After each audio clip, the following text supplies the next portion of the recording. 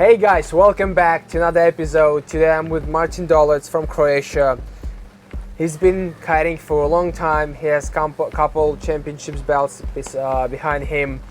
He qualified for the Youth Olympics, and he's been growing from this sport a lot. He came to the sport when he was young, and now he's 19. He had a birthday yesterday, May 2nd. 19. Big congratulations. Amazing. I think 19 years of age is an amazing age. So today we're in Italy, Garda, during third day when we had the bad weather, mostly rain all day. So we're doing a bunch of interviews with a bunch of riders. I'm trying to bank them up to have them spread out equally throughout the summer and post every week for you guys. So hey Martin, what's up? What's up? All good? What's up? Let's start from your background, because I know when I came to the sport, you were already kiting, and what was it like? I think 5-6 years ago. Yeah. So you were like 13, 14 years of age. I think it was 2014 on the Youth and Masters World Championship in Sardinia. Yeah, it was. Yes. And then let's take even before it. When did you start kiting? What was your background? Like I started kiting when I was 9 with my dad in Egypt, and when I was 12, I went to my first competition to the World Championship in Sardinia, where we had like 150 men and 50 women. Okay. So that was like I think the biggest World Championship ever with 3 fin race boards. That was back in 2012, right? Yes. Okay. Yeah. And then after that, yeah. Did you start racing from the beginning, or you did freestyle at first? I basically just did like free ride. I wanted to do a little bit of freestyle, but nothing like big. Okay. Like I learned how to do a rally and an S-pen and stuff like that, but never really any competitions or anything like that. I just went straight to race board. Okay. And I liked it a lot. Yeah, and since then, because when you join the sport at such a young age and you grow with it, within the sport, I think the kitesurfing should be a big part of your life now. Yeah, it really is a big part of my life, and especially now as we get Olympic, hopefully like we're gonna get like my sister to get going and like be really good in it as well, and we're gonna get funding from the Croatian Olympic committee and stuff, so it's cool. I know you are a very high level rider, right? You constantly in top 10, top 20 racing at the big major events in the world. And as we have, we're gonna have a mixed relay team at the Olympics, and you planning for the Croatia, you're planning to be yourself, and right now as the girl, the major is your sister. Yeah. How long has she been training? Yeah, she's just started kiting, like a little bit of foiling, not too much. Like she can't tack or anything. But yeah, I'm like pretty happy with her. Because she's still 11, she's still young. Okay, yeah. She's still growing, so yeah, I understand that she's a little bit afraid. But that's normal. Like I remember when I was 12, I was really afraid on the race board going downwind, so I kind of understand her. And as you said that you're wishing to get more support from the Olympic National Sailing Federation of Croatia. Do you get any support right now? What's the situation with the sport? How does the federation think genuinely about the sport of kitesurfing? Well, I think relatively in Croatia, I think we're in a good kiteboarding is in a good position now. I think they acknowledge that we are becoming an Olympic sport, so they're already funding me with some like support for competitions and for travels and stuff like that. So I think it's really good, and I think they're gonna keep up and like be even more in the future. Okay, that's amazing to hear. Do you remember how the British sailing, all the team mobilized to create the team for the girls? Yeah. It was like they had 0 girls besides Steph Bridge, and now they have 6-7 of the girls just racing there.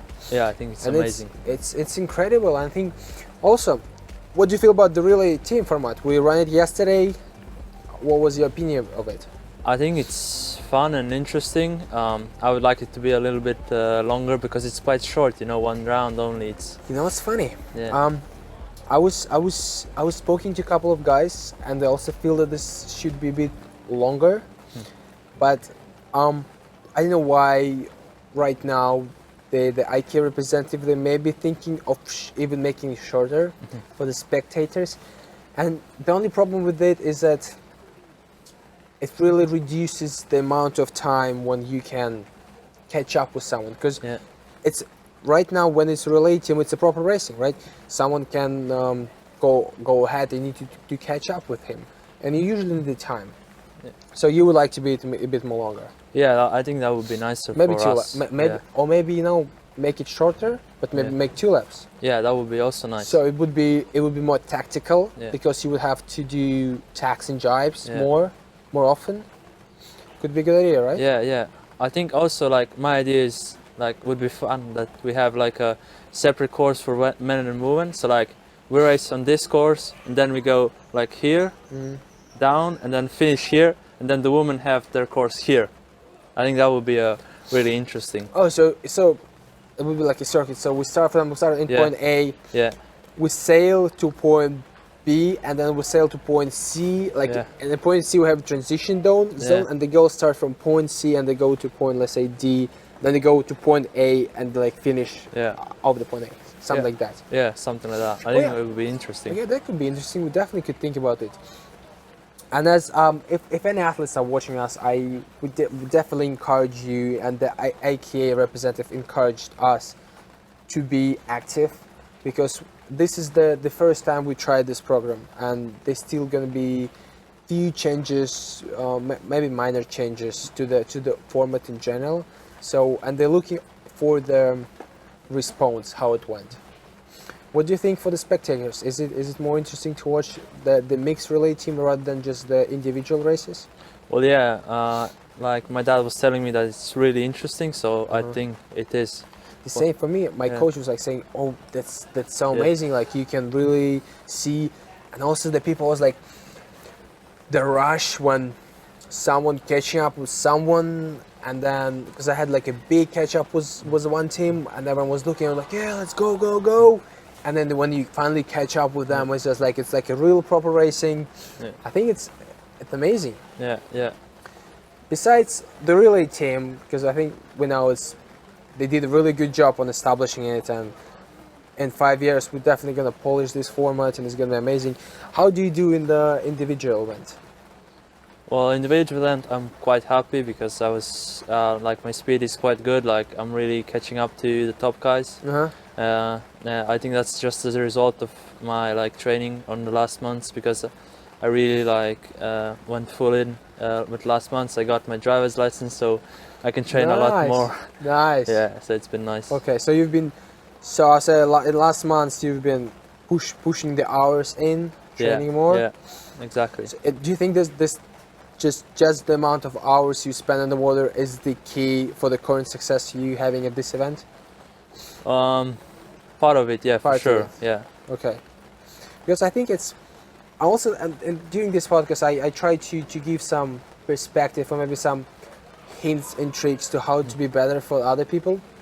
And it's been a constant theme on every single episode that you need to spend more hours. The more hours you spend, the better you get. Yeah, I think it's that. But not just only that. I think it's only like hours on the water is probably 50%, and the other 50% is probably hours in the gym and hours you spent on the race course and like tactics and everything like that.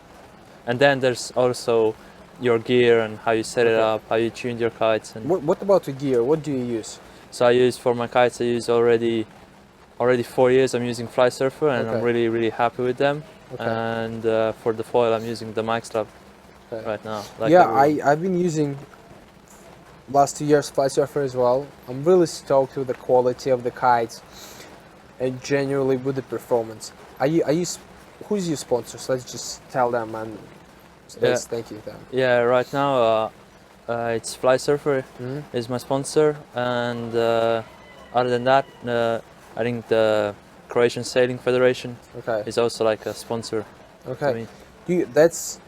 And my dad, of course, dad and mom. Yeah, nice. But I'm really like, as an athlete, I'm international one. I'm really happy to hear that this national sailing federations start to support athletes, and it really shows that our sport is growing from a small group of enthusiastic people to something bigger, where the big machines like a national sailing federation start to go in, fund it, and push the sport. Overall, are you looking forward to Olympic Games, right? Yeah. Like, so I've been to the Youth Olympics and it was really fun, and the Okay. spirit, it's just crazy. And Tell me, I've heard that the qualification was gnarly for the Youth Olympics. Lots of kids, 20 racing, everyone wants to come. How was it for you? yeah, it was really stressful. Like last year, actually this time was the qualification in China where I qualified, and I was like really happy and really relieved that I get to qualify, because it was really stressful, because slalom is like much more intense and everything can change really much because there are more discards, so the points are always tighter. And yeah, in slalom it's a lot about the start, so it's kind of like hard. Like, you have to train a lot, but also on the day of the race you have to be like super focused, and you have to like want it and stuff. How often are the Youth Olympic Games? Every 4 years. Every 4 years. Okay, we're probably gonna have them for next 4 more years. But then, what would be your advice to the kids who would maybe this podcast would be watched in 4 years? What would be your advice for the kids who are gonna be practicing, training for the Youth Olympics? Well, definitely don't stress too much. Have fun on the water, and just train hard and give your best when you come there. Okay. Yeah. And what else big events? Because you did a bunch of slalom events. Yeah. Definitely, just walk me through your career for the last 5 years. What was the major ups and downs? Well, the major up for me, the first one was when I won the Croatian national championship in 2012. That was like, I was really happy. That's amazing. Yeah, because I was only 12 years old, and like there were a bunch of other guys and I was fighting with them, and that was like one of my happiest. Was it on the race boards? Yeah, on the race board, Nice. strip in, yeah. Then after that, when I won the world championship in 2015, the junior world championship under 18, that was also, I was really happy after that. And then the slalom events, like I won the European slalom events in seniors. You're doing really good in slalom. Yeah, thanks. Do you like it? Yeah, I like it, and my dad was doing slalom, so he knows a lot about it, so he gave me a lot of tips and everything. What's the biggest? I don't think it's fair to ask you what do you know that others don't know about the slalom, but what do you think gives you an advantage over the other guys in slalom? I think it's that I know approximately what's going to happen at the start, like how people move, like if the wind changes, what's going to happen, stuff like that. So you say you have an experience over the others, so you can predict the outcome of different situations that create. Yeah. Okay. Even though on the Youth Olympics it was really hard, because everyone was pushing so hard, so it was always really hard to start on the Youth Olympics. Okay, amazing. How's Garda? Do you like this place? How do you like it? I like it really much, actually, because it's close to home. So how close is it to you? It's like my home is actually 5 hours. Really? Drive from here. Yeah. Wow, that's super close. Yeah. Have you ever kited here before? No, I was on a Techno 293 regatta in 2014 here, but actually never. Right. Okay. I want to know more about your home spot. How close is it to you? What is it? Is it the ocean, the sea, the lake? What's the conditions usually you get? So yeah, it's the Mediterranean Sea. I live like in Croatia. There's this peninsula that's like 100 kilometers long from both sides approximately, and I live right on the top of it. Okay. And so like if it's thermic wind, I go to the left side. If it's this wind, I go there. So I basically have most of the conditions. Actually, I would say all conditions. Okay. And yeah, it's just really nice. So you can get to any spot in under 20 minutes. That's amazing. Yeah. When you, getting back to helping others to develop themselves to be better. When you go on the water, what do you try to practice on? Like when you kite on your own without everyone, what do you do? Well, right now I think we are still in the phase of developing. Like we haven't still established our top speed. So like I think you can agree that our top speeds are getting bigger and bigger every year. Yeah, absolutely. So I think I just go out there and try to make everything faster, like do my speed faster, like get more feeling for everything and make my drives and tacks more safer, and that's it basically. One of the main problems with everyone is the tacks and jibes. How do you improve them? What would be your tip to do the tack or jibe better? Well, I think there's not much secret. I think it's just repeat and that's it. Just repeat it many times and that's it. Hours in the water, just try. Yeah. What I like to do, I like to find the videos from different competition and maybe download them and then watch frame by frame how other people do, and try to imagine the tack in my head. Yeah. Well, that was what I was doing. Even now when I try to improve it, I try to imagine it in my head and see how it's gonna go and what's gonna happen. Yeah. Right? Yeah. Well, I think it's hard to imagine because there are different kinds of conditions. So there are like you always have to like the bar. You don't even think about it, but you always pull the bar differently. I think. Maybe, yeah. Sometimes you pull it faster. Sometimes you pull it slower, or sometimes like that. Okay. What's for this upcoming season, 2019? How many events are you planning to visit? What's going to be your schedule for the rest of the year, if it's not a secret? I'm definitely trying to go to Marseille if I qualify. Okay. And then after that, the Gold Cup. I'm going to do most of the Gold Cups probably. So Italy in end of end of July. And Italy and China, and yeah, the final probably going to be in Italy as well, and somewhere in Paul. Yeah. Are you planning to do the beach games? Yeah, if I qualify, hopefully I'll go there. Okay. Well, look. Thank you. Oh, by the way, what's your Instagram? Martin Dolenc. So we're going to put a link here yeah. on Martin Dolenc. I'm also going to tag you on the Facebook. We're going to tag your sponsors, the Fly Surfer. Who else? Yeah, just Fly Surfer for now. We're also going to tag the Croatian Sailing Federation. Yeah. And I think thank you for supporting us. Yeah. Oh, and actually, I got a board from Axis, so I think there's amazing. So we can we gave them the tag. Yeah. It's not a problem. Thank you very much for being here today with me. And look, there's the camera.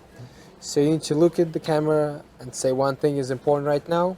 Maybe it's not important. Just say one thing for the viewers you would like to know. You know, you can say mom, dad, what's up, or you can say hi to your little sister, or like, you know, McDonald's sponsor me, or like give you motivational thought. Just say something out there into the world, and we're gonna finish with that.